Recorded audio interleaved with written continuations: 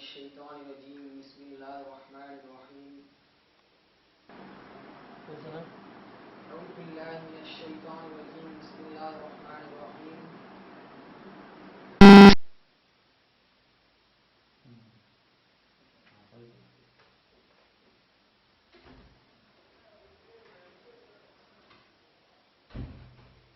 أعوذ بالله من الشيطان الرجيم بسم الله الرحمن الرحيم الحمد لله رب العالمين والعاقبة للمتقين والصلاة والسلام على سيدنا محمد وعلى آل محمد وبارك وسلم عليه سبحانك لا علم لنا إلا ما علمتنا إنك أنت العليم الحكيم. நான் உங்கள் முன் பேச எடுத்துக்கொண்ட தலைப்பு மரணத்தில் மடியில் மனிதன். பொதுவாக நாம் பயான்களில் கேட்டிருப்போம், மரணத்தில் பிடியில் மனிதன் என்று கேட்டிருப்போம். நான் சற்று வித்தியாசமாக யோசித்தேன். ஏன் நாம் மரணத்தின் பிடியில் மனிதன் என்று தேர்ந்தெடுக்க வேண்டும்? ஏனென்றால் மரணம் என்பது தன்னுடைய இறைவனை சந்திக்க ஒரு வாய்ப்பை ஏற்படுத்துகிறது. இந்த உலகத்தில் அல்லாஹ் தஆலா படைத்த அனைத்து வஸ்துக்களும் மனிதர்கள் அனைவரும் ஒரு நாள் மரணத்தை தீர வேண்டும். மனிதன் பிறந்தான் என்றால் அவனுக்கு இறப்பு என்பது நிச்சயம். இதை எவராலும் தடுக்க முடியாது. அதைத்தான் குர்ஆனில் அல்லாஹ் சுப்ஹானஹு வ தஆலா சொல்லி காட்டுகிறான், குல்லு நஃப்ஸுன் ஸாயிகத்துல் மௌத். இந்த உலகத்தில் பிறந்த ஒவ்வொரு மனிதனும் மரணத்தை சுவைத்தே தீர வேண்டும். அல்லாஹ் தஆலா இந்த இடத்தில் ஸாயிகத் என்ற வார்த்தையை பயன்படுத்தியிருக்கிறான். ஸாயிகத் என்றால் உடலில் உள்ள அனைத்து உறுப்புகளும் மரணத்தின் வேதனையை சுவைத்தே தீர வேண்டும் என்று பொருள்படும்.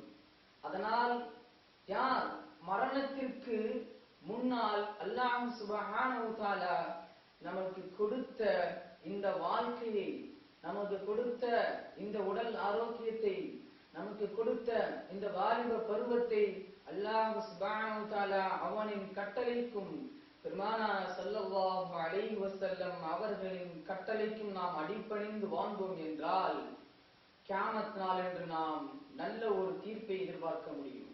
அதற்கு மாறாக இன்று நம்மில் பலவிதமான முஸ்லிம்கள் மிகவும் பொதுபோக்காக இருக்கிறார்கள்.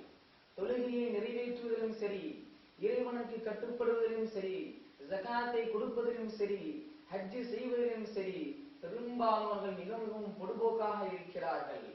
அல்லாஹ் சுப்ஹானஹு வ தஆலா நம்முடைய ரூஹை எந்த நேரத்தில் வாங்குவான் என்று சொல்ல முடியாது. அபூபக்கர் சித்திக் ரலியல்லாஹு தஆலா அன்ஹு அவர்கள் கூறுகிறார்கள், ஒவ்வொரு மனிதனும் காலையில் எழுந்திருக்கும் பொழுது அவன் தாய் சுபச்சோமனம் கூறப்பட்டவனாக இருந்திருக்கின்றான். ஆனால் அவனுக்கு தெரியவில்லை, அவனுடைய மரணம் அவனுடைய சிரிப்பின் காலடியில் கீழே இருக்கிறது என்பது தெரியாமல் அவன் வாழ்ந்து கொண்டிருக்கிறான். அன்பான சகோதரர்களே, நாம் ஒன்றை நன்றாக புரிந்து கொள்ள வேண்டும். இந்த உலகத்தில் பிறந்த மாமன்னர்கள், பிறந்த விஞ்ஞானிகள், பிறந்த எத்தனையோ அறிஞர்கள் எங்கே போனார்கள்? அனைவரும் ஒரு நாள் இருந்தேதான் ஆக வேண்டும். ஆனால் நாம் மறுமையில் நம்மளுடைய நிலைமை நம்மளுக்கு சிறப்பானதாக இருக்க வேண்டும் என்றால் இந்த உலகத்தில் அல்லாஹ் கொடுத்த அந்த ஆயுளை அவனுடைய ரிலாவுக்காக வேண்டி நாம் வாழ வேண்டும். உதாரணமாக இந்த உலகத்தில் பெருமானார் ஸல்லல்லாஹு அலைஹி வஸல்லம் அவர்கள் சொல்லுகிறார்கள், இந்த உலகத்தில் வாழும் பொழுது ஒரு பயணியாளை போல் வாழுங்கள் அல்லது ஒரு முசாஃபிரை போல் வாழுங்கள். ஏனென்றால் இந்த உலகம் யாருக்கும் நிரந்தரம் கிடையாது. இந்த உலகத்தில் சிலர் வருகிறார்கள், சில காலம் தங்குகிறார்கள், சில காலம் வாழ்கிறார்கள், சில காலம் அல்லாஹ் சுப்ஹானஹு வ தஆலா அந்த மனிதனுக்கு தேவையான அனைத்து விதமான தேவைகளும் பூர்த்தி செய்கிறான். இது ஒரு சிறிய பயணம், நம்மளை நோக்கி ஒரு மிகப்பெரிய பயணம் இது நோக்கி கொண்டிருக்கிறது. வல் ஆகிரத்து கைரும் வ அபகா. அந்த பயணம் இப்படியாப்பட்ட பயணம் என்று தெரியுமா? வல் ஆகிரத்து கைரும் வ அபகா. அந்த பயணம் நிரந்தரமான பயணம். அந்த பயணத்தை அடைந்தவர்கள் யாரும் திரும்ப முடியாது. இந்த சமயத்தில் எனக்கு ஒரு நிகழ்வு ஞாபகத்திற்கு வருகிறது. மன்னர் ஹாரூன் ரஷீத் பஹ்லுல் என்ற ஒரு அறிஞர் பொதுவாக மன்னர்களுக்கு அறிஞர்களை சிந்தி பார்க்கும் பழக்கம் உண்டு. அதை போன்று மன்னர் ஹாரூன் ரஷீத் பஹ்லுல் என்ற அந்த அறிஞரிடம் ஒரு கைத்தடியை கொடுத்து சொல்கிறார், இதை உன்னை விட அறிவில் சிறந்த ஒருவரை காணும் பொழுது இந்த கைத்தடியை அவரிடம் நீ கொடுத்து விடு என்று கூறிவிடுகிறார். சில காலம் கழிகிறது.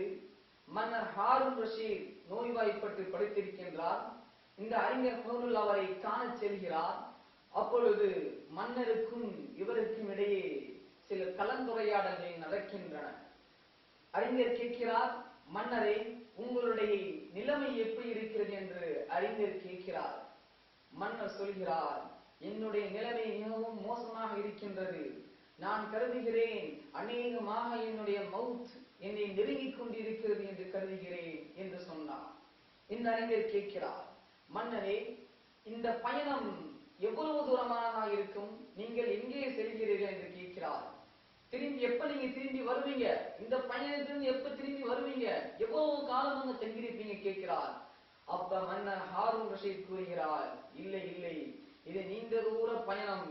இந்த பயணத்தை விட்டு நாம் திரும்ப வரவே முடியாது.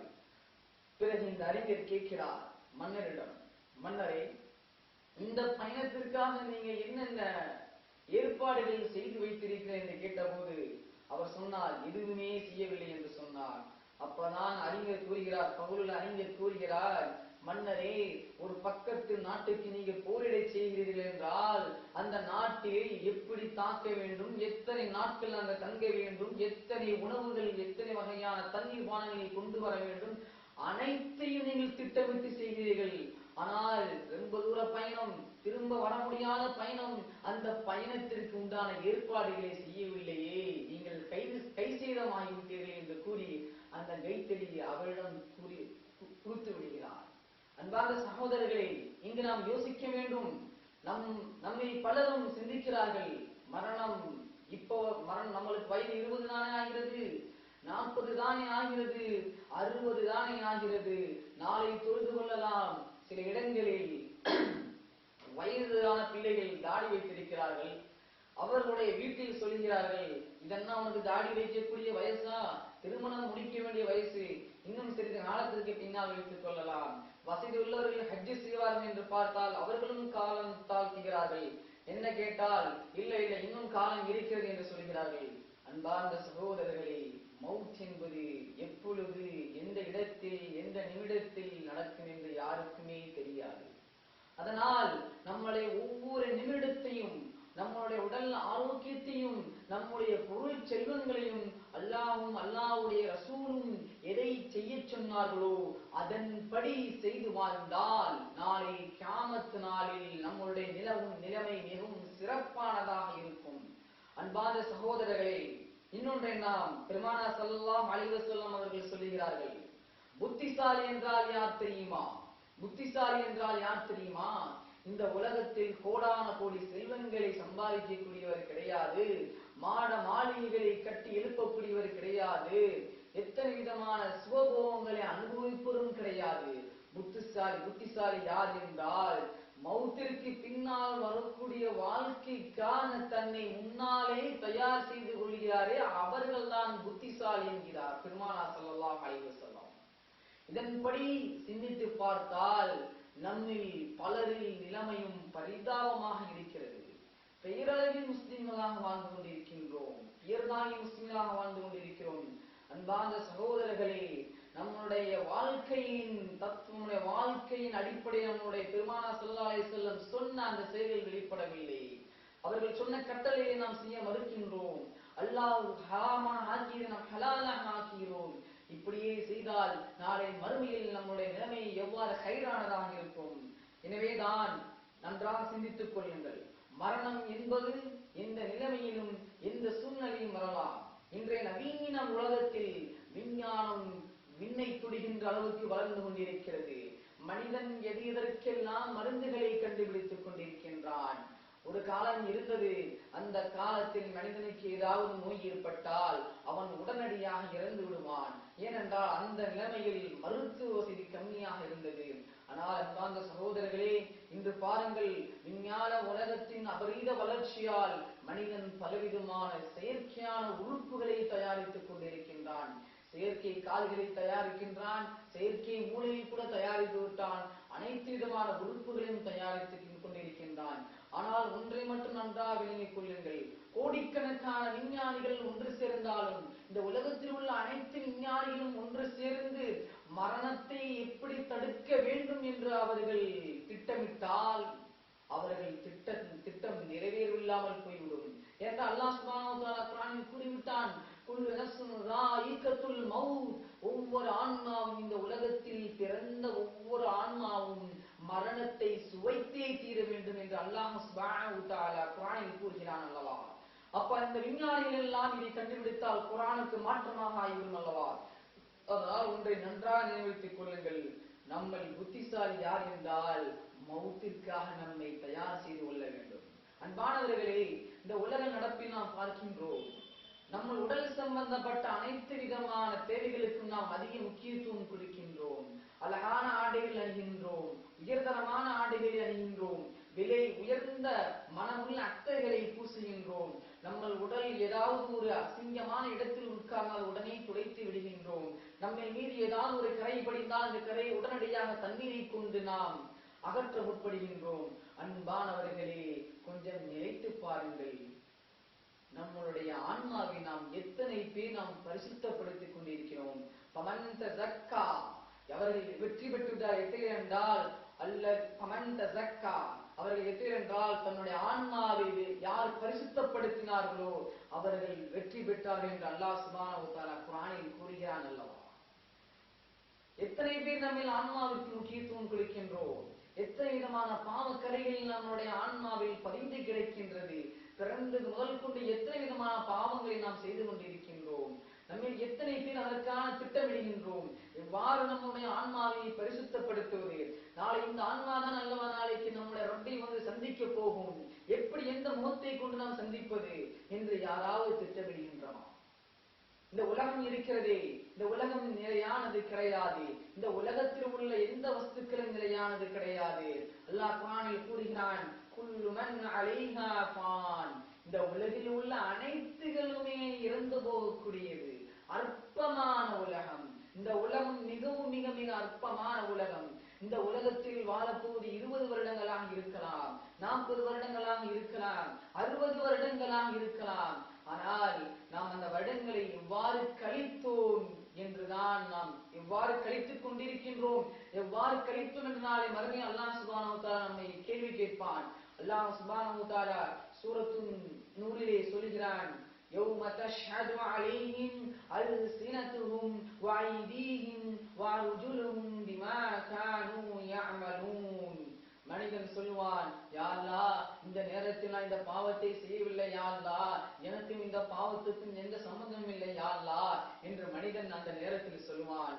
அப்பொழுது அல்லாஹ் சுப்ஹானஹு வ தஆலா வீடியோ போட்டு காட்டுவான், யௌம தஷ்ஹது அலைஹிம் அல்சினதுஹும் ஐதீஹிம் வ அர்ஜுலுஹும் பிமா கானூ யஅமலூன்.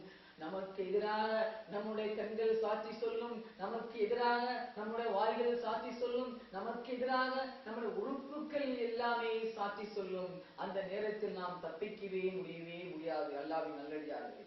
அதனால் தான் பெருமானார் ஸல்லல்லாஹு அலைஹி வஸல்லம் சொன்னார்கள், மரணத்தை பற்றி அதிகமாக நினைவு கூறுங்கள். ஏனென்றால் மரணத்தை பற்றி அதிகமாக நினைவு கூறுங்கள். மரணம் என்பது அனைத்து விதமான இன்பங்களையும் வேரோடு அறுத்து விடக்கூடியது.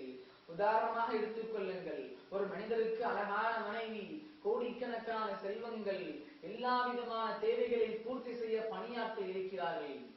ஒரே ஒரு நொடி வந்துவிட்டால் போதும், அவனுடன் எதுவும் வராது, அவனுடைய செல்வமும் வராது. அழகான மனைவி, கணவன் இறந்து விட்டால் அவன் கூடவே சென்று விடுவாள்? இல்லவே இல்லை. நம் கூட வரப்போது நாம் இந்த உலகத்தில் என்ன செய்தோம் அது ஒன்று மட்டுமே நம் கூட வரும். எனவே அன்பான சகோதரர்களே, மரணத்தை பற்றி அதிகமாக நினைவு கூறுங்கள். எப்பொழுது நாம் மரணத்தை பற்றி அதிகமாக நினைவு கூறுகின்றோமோ அப்பொழுதுதான் நாம் பாவங்களை விட்டு நீங்கி நிற்போம். அடுத்தபடியாக, ஒரு அறிஞர் மரண தருவாயில் இருக்கிறார். மக்கள் எல்லாம் அழுது கொண்டிருக்கின்றார்கள். அப்பொழுது அந்த அறிஞர் சிரிக்கிறார். ஒரு மனிதர் போய் கேட்கிறார், என்னங்க நாங்க சக்கராத்தால இருக்கீங்க, நாங்கெல்லாம் அழுதுகிட்டு சிரிக்கிறீங்க. நான் ஏன் அழுக வேண்டும்? நான் ஏன் அழுக வேண்டும்? இந்த வீட்டில் நான் 40,000 குர்ஆனை முடித்திருக்கின்றேன். இந்த குர்ஆன் எனக்கு நாளை சாட்சியாக வரும். இந்த குர்ஆன் நாளை எனக்காக மாதாடும் அல்லாஹ்விடத்திலே. அன்பார்ந்த சகோதரர்களே, நம்மில் எத்தனை பேர் குர்ஆனை தினமும் ஓதுகின்றோம்? எத்தனை பேருக்கு குர்ஆனுடைய வசனங்களை மரணம் செய்து இருக்கின்றோம்? எத்தனை பேருக்கு குர்ஆனின் அல்-முன்து சூராவின் விளக்கங்கள் தெரியும்? முஸ்லிமாக பிறந்து, முஸ்லிமாக வளர்ந்து, முஸ்லிமான குடும்பத்தில் பிறந்த, முஸ்லிமான குடும்பத்தில் வளர்ந்து சாதாரணமாக ஒரு அல்-முன்து சூராவுக்கு விளக்கம் தெரியவில்லை. எப்படி நாளை மறுமையில் வெற்றியடைய போவது? நம்முடைய குழந்தைகளுக்கு நாம் ஏதேதோ திட்டமிடுகின்றோம். அன்பான சகோதரர்களே, நாம் முன்னால் சொன்னதை போன்று உங்களில் யார் புத்திசாலி என்றால், பின்னால் உள்ள அந்த உயிருலக வாழ்க்கை, பின்னால் உள்ள அந்த தொலைதூர வாழ்க்கைக்காக வேண்டி யார் நீங்கள் இந்த ஆயிலே அல்லாவிற்காண்டி செலவு செய்த அவர்கள்தான் புத்திசாலிகள். நாம் இன்று யோசித்து பாருங்கள், நம்முடைய குழந்தைகளுக்கு என்னென்னவெல்லாம் நாம் திட்டமிடுகின்றோம். அந்த குழந்தையை எப்படி வளர்ப்பது, அந்த குழந்தையை என்னவெல்லாம் ஆக்குவது, அந்த குழந்தையை எந்த பள்ளியில் சேர்ப்பது, அந்த குழந்தையில் எந்த கல்லூரியில் சேர்ப்பது, அந்த குழந்தைக்கு என்ன விதமான ஆடைகள் அணிவிப்பது, எல்லாமே யோசிக்கிறவே. அந்த குழந்தையின் கியாமத்தினாலை பற்றி, அந்த குழந்தையின் ஆகிரத்தை பற்றி நம்ம எத்தனை பேர் கவலைப்படுகின்றோம்? அன்பான சகோதரர்களே, மிகவும் வேதனைக்குரிய விஷயம். இன்றைய நம்முடைய இஸ்லாமிய சமுதாயத்தில் இஸ்லாமிய பெண்கள், தாய் தகப்பன்கள் அந்த குழந்தைக்கு கலிமாவை சொல்லிக் கொடுக்க வேண்டிய வயதில் தன்னுடைய மகளை பாட்டை சொல்லிக் கொடுத்து பாட விட்டு ஆனந்தப்படுகிறார்கள். டான்ஸை சொல்லிக் கொடுத்து ஆட விட்டு அவள் சந்தோஷம் அடைகிறார்கள். நஊது பில்லாஹ். குழந்தைக்கு என்ன கற்றுக் கொடுக்க வேண்டும் அதை கற்றுக் கொடுக்காமல் சிறு வயதிலே அந்த குழந்தையின் வாழ்க்கையை பாழாக்குகிறார்கள். நாளை மறுமையில் அல்லாஹ் சுப்ஹானஹு வ தஆலா நம்மில் ஒருவரையும் கேள்வி கேட்பான். நான் உனக்கு குழந்தையை கொடுத்தேன் அல்லவா? அந்த குழந்தையை எந்த வழியில் செலவழித்தாய்? அந்த குழந்தையை எவ்வாறு நீ வளர்த்தாய்? அந்த குழந்தைக்கு என்னுடைய சட்டதிட்டங்களை சொல்லிக் கொடுத்தாயா? பெருமானார் ஸல்லல்லாஹு அலைஹி வஸல்லம் அவருடைய சுன்னத்துகளை நீ கற்பித்துக் கொடுத்தாயா என்று அல்லாஹ் சுப்ஹானஹு வ தஆலா நாளைக்கு மறுமையிலே கேள்வியை கேட்பான். எனவே அன்பான சகோதரர்களே, நம்முடைய குழந்தைகளை வளர்க்கும் விஷயத்தில் நாம் மிகவும் கவனிப்புடன் இருக்க வேண்டும். அவர்களுக்கு ஆகிரத்துடைய சிந்தனையை ஊட்டி ஊட்டி வளர்க்க வேண்டும். அல்லாஹ்வின் நல்லடியார்களே, நான் ஆரம்பத்திலே சொன்னேன், அதாவது மரணம் என்பது நாம் இந்த உலகத்தில் அல்லாஹ் சுப்ஹானஹு வ தஆலா எதற்காக அனுப்பினான் என்றால், வமா ஹலக்குல் ஜின்ன வல் இன்ஸ இல்லா லியஅ்புதுல்லாஹ். இந்த உலகத்தில் நாம் மனிதனையும் ஜின்களையும் என்னை வணங்குவது அன்றியே நான் படைக்கவில்லை என்று அல்லாஹ் சுப்ஹானஹு வ தஆலா குர்ஆனில் கூறுகின்றான். அன்பான நபியர்களே, நாம் எத்தனை பேர் ஒரு நாளைக்கு அல்லாஹ் சுப்ஹானஹு வ தஆலா 24 மணி நேரம் கொடுத்திருக்கின்றான். நம்மில் எத்தனை பேர் 5 ரக்காத் 5 வேளை தொழுகை தொழுகிறோம்? மிஞ்சி போன 40 நிமிஷம் ஆகுமா? இல்ல. எத்தனை பேர் நாளைக்கு மறுமையில் அல்லாஹ்வை எந்த முகத்துடன் நாம் காண்பது? நாளை மறுமையில் அல்லாஹ் சுப்ஹானஹு வ தஆலா கேள்வி கேட்பான் அல்லவா? உனக்கு 24 மணி நேரம் கொடுத்தேன் அல்லப்பா, நீ என்னப்பா செய்த என்று கேள்வி கேட்டால் நாம் என்ன சொல்ல போகின்றோம்? நாளை மறுமையில் அல்லாஹ் சுப்ஹானஹு வ தஆலா கேள்வி கேட்டே தீர்வான். இந்த உலகத்தில் என்னென்ன செய்தோமோ அனைத்தையும் அல்லாஹ் தஆலா நாளை மறுமையில் போட்டு காட்டுவான். அன்பார்ந்த சகோதரர்களே, உங்களிடம் நான் சொல்லிக் கொள்வது என்னவென்றால், இந்த உலகத்தில் அல்லாஹ் சுப்ஹானஹு வ தஆலா என்ன வேணுமானாலும் நாம் பண்ணலாம்.